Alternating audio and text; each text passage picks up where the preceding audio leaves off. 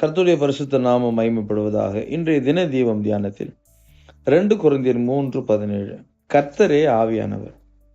கர்த்தருடைய ஆவி எங்கேயோ அங்கே விடுதலையும் உண்டு.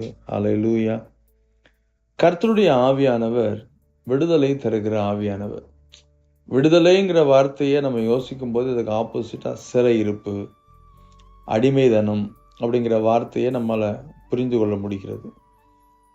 எதிலெல்லாம் ஜனங்கள் அடிமைப்பட்டு கிடக்கிறார்களோ, எந்த விஷயங்களெல்லாம்